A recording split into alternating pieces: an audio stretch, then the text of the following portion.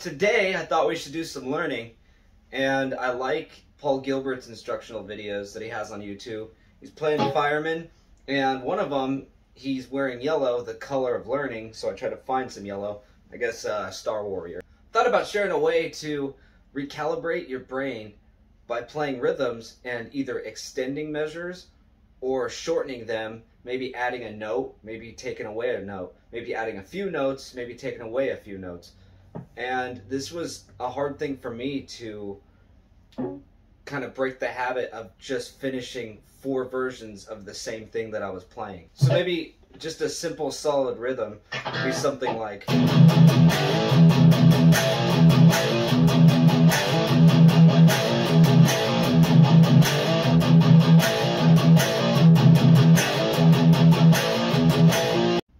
there's no difference in that rhythm. It's really just the same chords and the same pattern. Nothing changes. So it was hard for me to break that habit of wanting to just finish the way it was. Even if you changed the notes, the pattern could still be the exact same. So the way that I try to break that habit was just trying to add in a note or two or take away a couple notes. So now essentially you're playing that pattern 4 times, but it's different almost every time. Maybe it comes back in the middle of those 4 times, but it changes. And the reason why I like doing that is it's almost unpredictable. So you don't just get in a lull of the song. It starts to kind of wake you up in a way and maybe just keep you on your feet. Anyways, that's kind of what I like to listen to. And there's a lot of bands that do that. So there's numerous examples, like Rush is one of the kings of it. Like they have a song called Sing This X1 as just a fundamental version of that.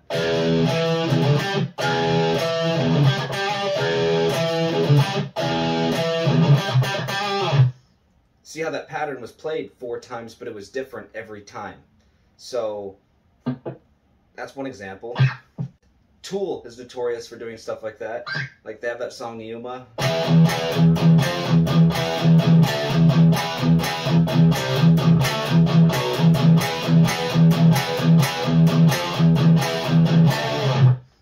See how it was a chord progression and then a little bit of a different chord progression, but it was the same pattern essentially, but then it changes the next time. And it just keeps going back and forth in that direction. Arguably, Dream Theater's the kings of doing this stuff. They go from simple things to just 3 notes.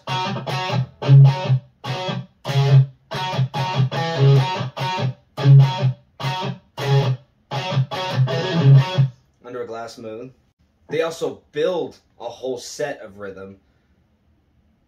A good example of that is Sacrifice Sons from Octavarium.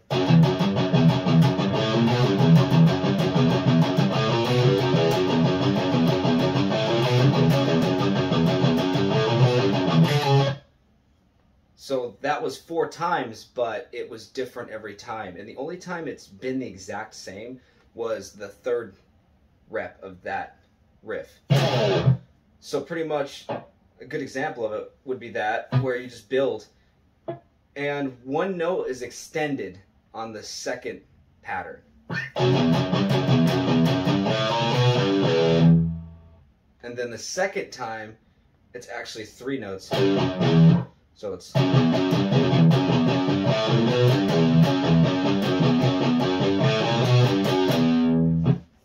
just 1 note difference, but it adds to that measure a little bit.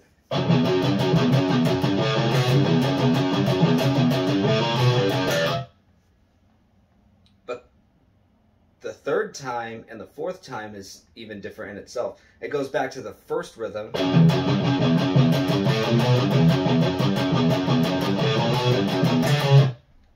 It not only adds that 3rd note, it goes and makes another 2 notes. And they just build from there. It just keeps stacking.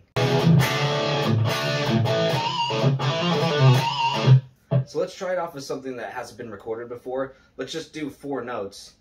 And what I mean is just literally the 4 notes into just different patterns. So maybe something like...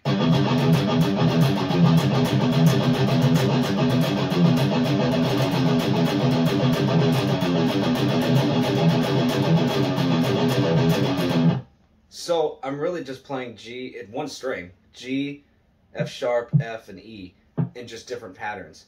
And the main riff is essentially, but I extend that and take away from that. And it's essentially in 3 patterns this time, where I'm playing this part twice, the first time, and then I do the little chromatic thing. But then the next time, I do an extra. And then I cut it short the following time. So it kind of, maybe it's a jolt to some people, but I like the way things are written that way sometimes. Just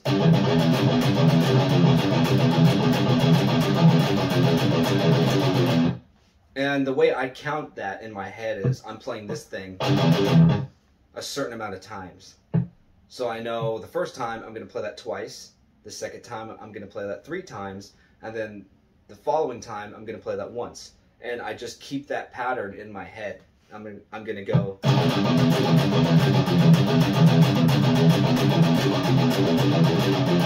And that's really a good fundamental of how to play something that's like progressive rock, progressive metal.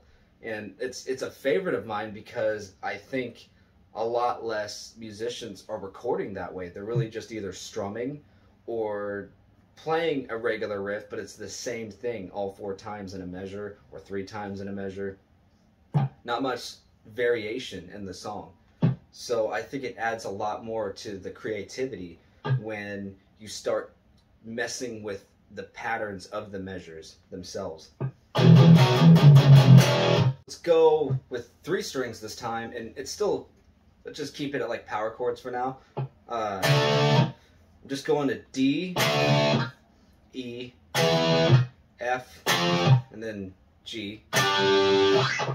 So let's do 4 notes on each chord first as just a regular pattern.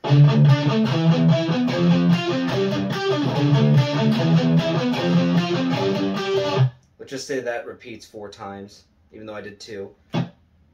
You know, that could just get repetitive. So a cool way to just change that up is take away 1 note, at least 1, from one of those chords. Doesn't matter which one, it could be any of them. In fact, let's try that. Let's try taking away a note from this chord, and then this chord on different patterns of it.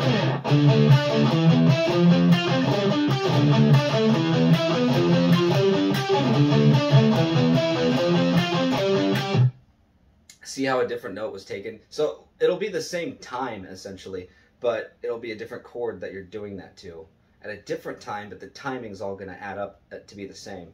And you could change it up even more by doing 1 note subtracted and then maybe 2 notes on another one. So, which you'd have to remember to do so.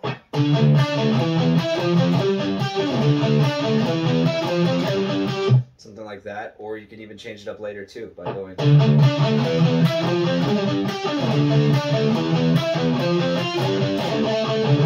You could just start changing it up that way.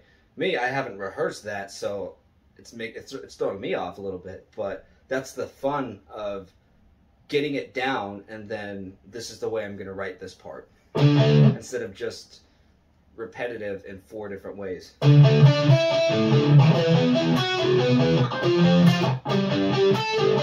That's how I remember these patterns, is just, I know I have to play this chord or this chord longer or shorter if I rehearsed it enough and know that that's how this pattern is going to go.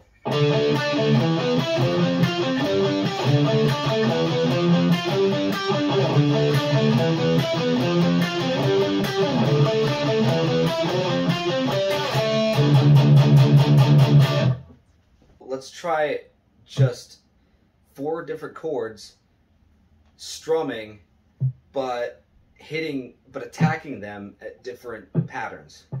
So it's like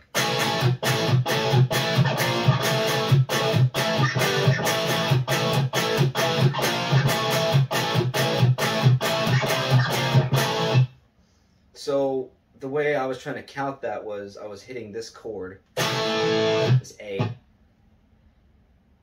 After the first two attacks, the quick ones, I would go 1, 2, 3, and then go to the next one. And then the next time I did that, I was trying to do that double attack. 1, 2, skip an extra one and just go straight into the next chord. And then come back. 1, 2, 3. And then on the last time of that, hit it an extra time and then maybe do 2 other chords.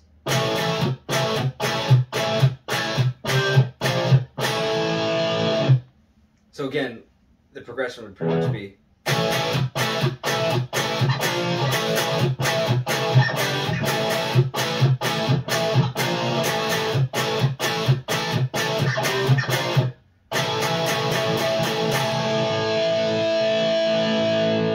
you could play progressive rhythms in different ways. It's really just subtracting or adding extra notes or chords, extra attacks. We can even do some cool picking techniques. I'll probably save that for another episode.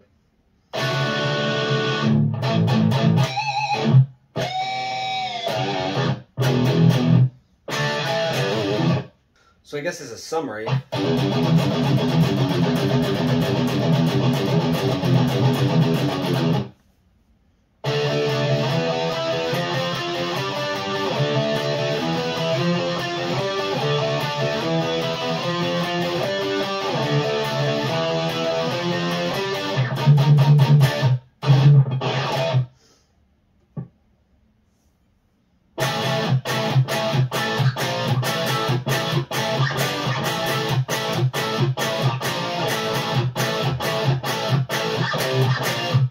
hopefully those of you that watch this video maybe learn something about progressive rock and progressive metal.